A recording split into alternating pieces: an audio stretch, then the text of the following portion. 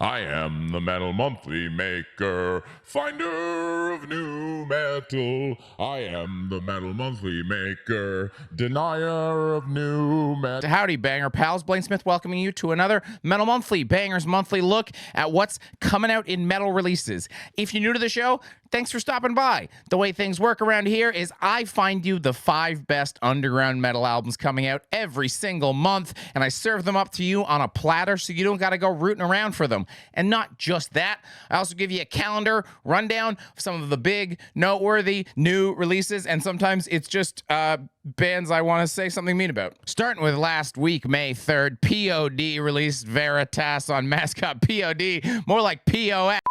May 10th, you've got Power Man 5000 releasing Abandoned Ship. Probably should have done that a little while ago, Power Man 5000 on Cleopatra. Sebastian Bach is releasing Child Within the Man on The Reigning Phoenix. 6 Feet Under are releasing Killing for Revenge on Metal Blade. Uncle Acid and the Deadbeats are releasing Neil Aura Blue on Rise Above. And Unleash the Archers are releasing Phantoma on Napalm. May 17th, if you're a fan of millionaires putting out mediocre vanity solo records, boy, do I have a week for you. Let's see if you can guess which records I'm talking about. Gatecreeper are releasing Dark Superstition on Nuclear Blast.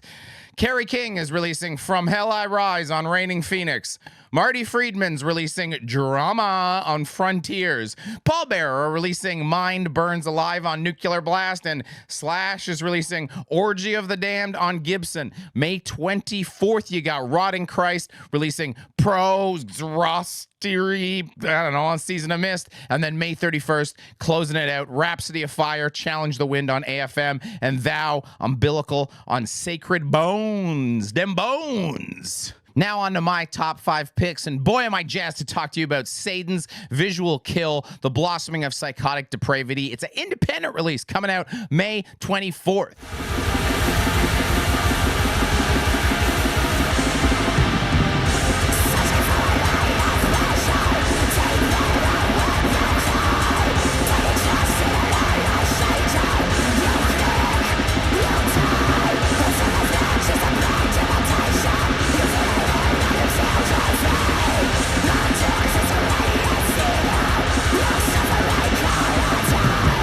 Black metal comes to you by way of Nashville, Tennessee. We got some outside-the-box metal artwork by Kelly Lou. You know I love to see that kind of thing. And despite my constant joshing on post-black, I do think that black metal is the most fertile ground for style mixing in all of metal. So I do welcome people trying to bring in outside influences. You know I love when people bring in different folk backgrounds from all over the world. Well, this ain't that. Saidan mix in Japanese visual K music into their black metal. And if you don't know what that is, go Google it and then ask yourself some serious questions about yourself. And then realize it's going to sound like they black metalized an anime opening every once in a while. That's definitely a strong flavor, but thankfully it's used sparingly, so it's the treat it should be when it comes up.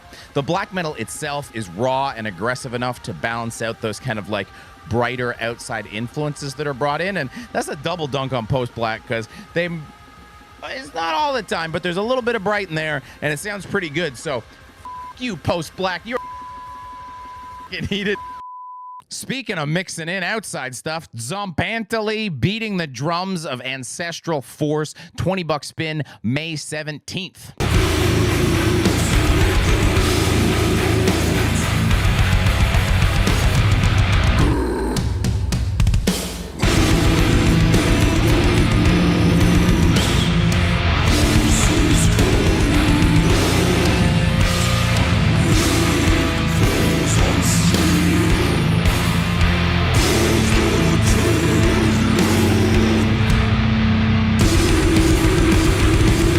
Really impressed when I heard these Californians' first record back in 2022. It was a super unique piece of death doom that integrated Mexican heritage with some real cool sounds and folk instruments. I thought if they leveled up their game a bit, they'd be a shoo-in for the show. Well, for their second record, they brought out 10 guys. What the hell? That's an intense photo. Jesus. And they got already god-tier Adam Burke to make an especially god-tier album cover, and they have a special edition on Mexican flag-colored vinyl. You're in. Relax. Chill. Daddy, chill.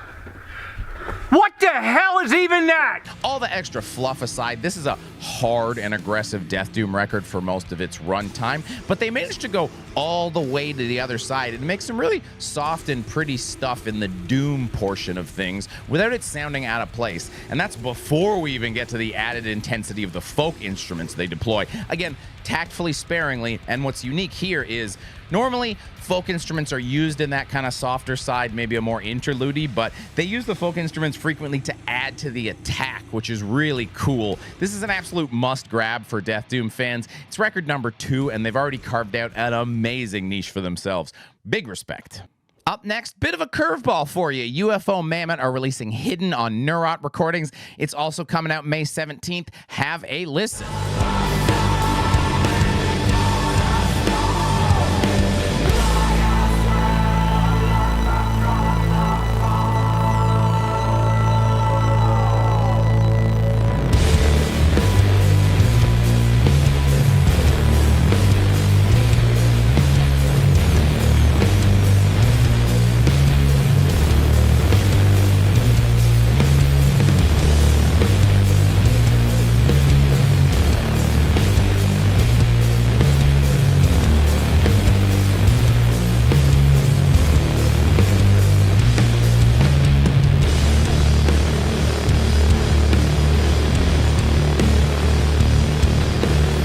When I first saw long-time sludge veterans Ufomammut were putting out a new record, my initial reaction was, oh, is it the early 2000s calling? Nobody gives a fuck about sludge anymore. Click, bye. But, of course, I am your ever-faithful soldier, and I listen to at least some of every metal album coming out live on Twitch every Sunday, 4 p.m. Eastern Time, twitch.tv/metal comedy. Come hang out.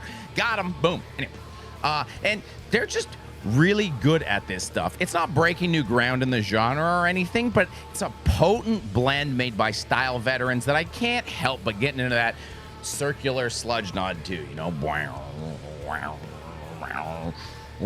I know the style doesn't get a lot of love from me, but this record is everything good about the genre and none of the bad. The way they bury their vocals in the track completely fixes my main problem with sludge, which is vocals that sound like every other band, overpowering the riffs. Why? This band, they don't do that. They put the vocals where they belong, so I put them where they belong, which is in this episode of Metal Monthly. Hey. All right, punk, put down that weed and pick up some speed. It's Hellbutcher with Hellbutcher on Metal Blade Records, coming out May 31st.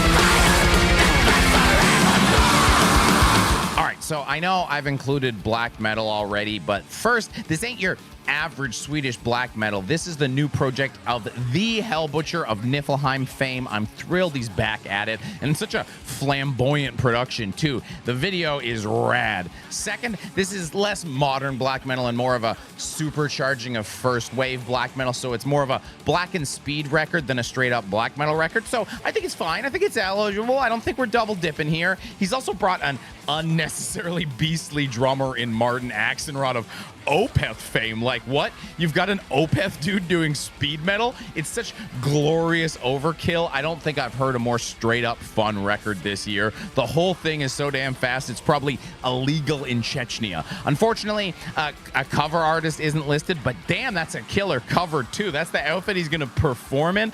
Man, I wish I could see them live, but they're European, so they'll probably just make a fucking pile of money playing goddamn open airs.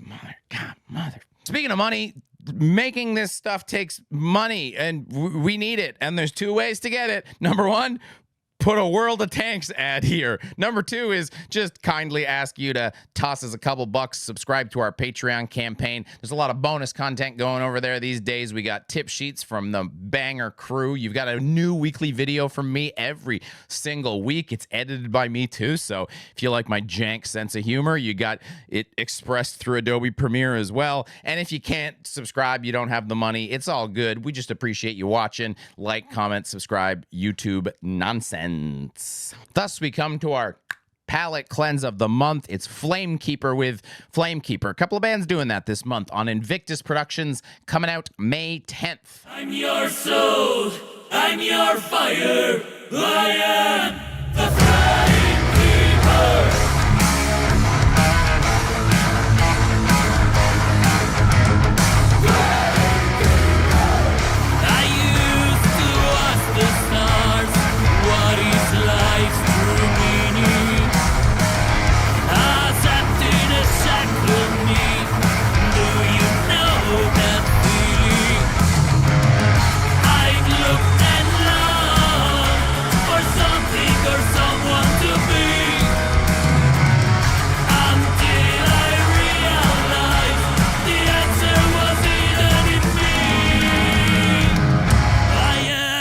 The Flamekeeper, forever a believer. Let's get this out of the way. That's a classy piece of cover art by Lena Richter. Incredibly tasteful, especially for the genre. She's been doing some really great stuff lately. That's one to watch.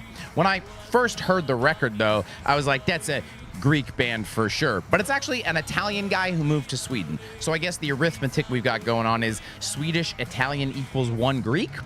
And when I say 1, I mean 1. This is all done by just one guy. And let's be honest, wow, wow, wee wow. Is it getting hot in here or is it just him? Hey, this is a departure for Marco as he's not...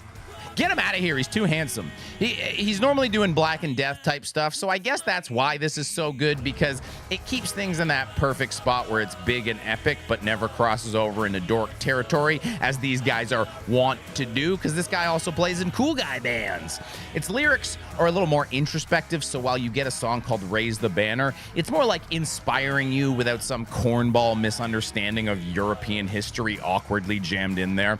I'm a Viking! Bro, you do CrossFit and braid your beard. Calm down.